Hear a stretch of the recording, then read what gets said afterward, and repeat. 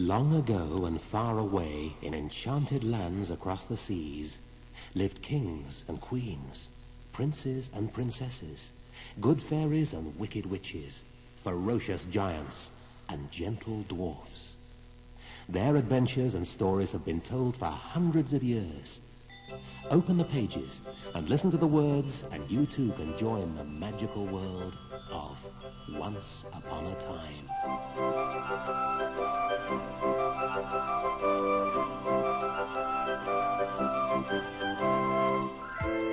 The Goatherd and the King's Daughter.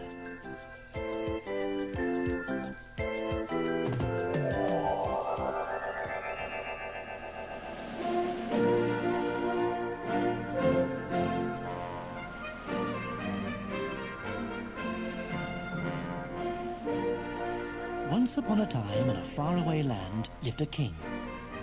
His only daughter was very special to him, and he wanted to find her the best husband he possibly could.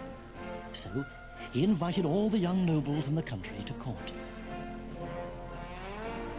My fellow noblemen, the king told the assembled crowd of princes, counts and barons, I know you have all travelled far and wide to see us, and I thank you all. But for one of you, the trip will not be in vain. Here is my lovely daughter. Whoever can complete the tasks I set will have her hand in marriage. As he was speaking, he noticed a goatherd standing in amongst the crowd of nobles. Oh, what's a commoner like you doing here? I can compete with a noble any day, the goatherd boasted. And when? The king didn't think he would get anywhere in the contest, so he felt there was no harm in letting him take part. Suddenly, without any warning, apples were flying about all over the place. "What's going on?" said a noble, as one of the apples whizzed past his ear. "Catch!" said the princess. So the nobles leapt about, desperately trying to catch the fruit. Heads bumped, legs became tangled. In no time, the floor was littered with nobles nursing their bruised bodies. "You've already failed the first task, Butterfingers," laughed the princess, as the fruit slipped through their fingers. "You were meant to catch the apples." "Over to me!" shouted the goatherd. "1, 2, 3, 4! Easy as pie, milady," he said, as the apples fell into his hand. The goatherd stood clutching the apples, laughing at the heap of nobles on the floor. The clumsy nobles were used to servants bringing them fruit on platters, so they hadn't a hope of catching the apples. Now, the lowly goatherd was the only suitor left. So the princess asked her father if the nobles might be given a second chance. The king agreed. "For this next task, you'll have to use your brains," said the princess. "Now, tell me how you will get across a stream on foot without getting your feet wet. Think carefully. There's a lot at stake." What should we do? We could jump. No, that's no good. One prince spoke for all the other nobles. "It's simple. A couple of servants would carry us over and get their feet wet." "Typical. You foolish fellows just don't know how to stand on your own 2 feet," interrupted the goatherd. "The proper thing to do would be to throw a row of large stones into the stream and skip across them."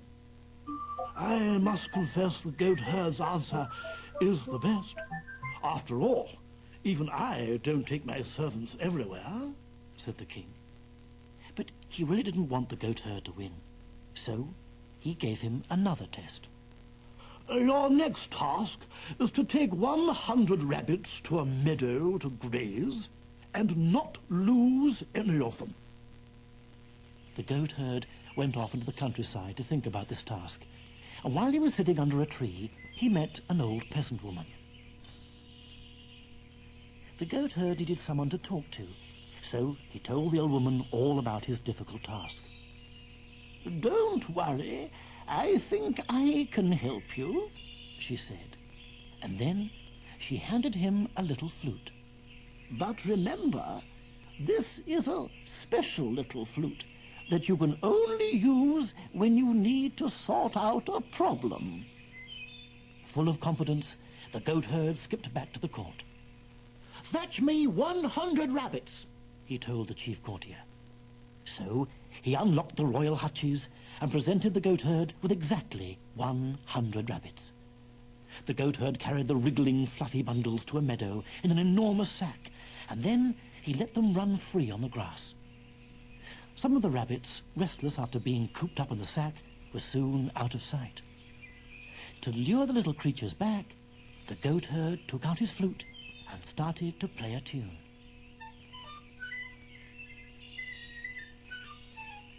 Straight away, all the rabbits came hopping back to their master.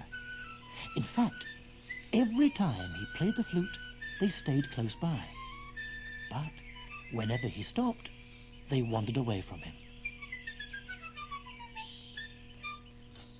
Little did the goatherd know that a courtier had been spying on him in the wood. When he saw that the goatherd still had 100 rabbits, he raced off to tell the king.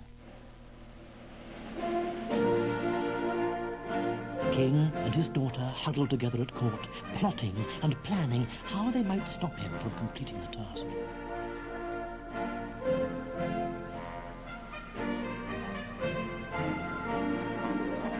We could dress up in disguise, Father, As country people? and ask him for one of the little rabbits. Let's do it then. Together. No, Father, you must stay here. I'll go first.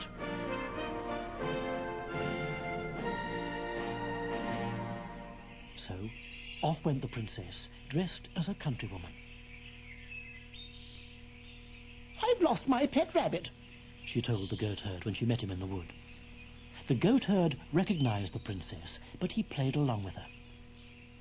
I will only give you one of my rabbits if you polish my muddy shoes for me, he said. She agreed to this humble task, and when she'd polished his shoes so well that his face shone in them, the goatherd handed her the rabbit. Then she went on her way. As the princess was making her way through the woods, she heard a flute. Its sweet notes made the rabbit jump out of her arms and run to join the other rabbits. The princess raced back to the palace, and when she got there, she told her father. He still has 100 rabbits. So the king dressed up as an old countryman and went off to find the goatherd. He took a donkey with him to make the disguise look even more convincing. When the king reached the woods, he saw the goatherd out walking. Oh, my man, shouted the king. Can I buy one of your rabbits? Straight away, the goatherd recognized the king by his voice. Only a king would have a voice like that. I will give you a rabbit if you kiss your donkey, said the goatherd. So the king kissed the donkey's head. Satisfied that he tricked the goatherd, he wandered away with a rabbit. But as the king was walking along, the goatherd started playing his flute. Once again, the sweet notes lured the rabbit back to its master.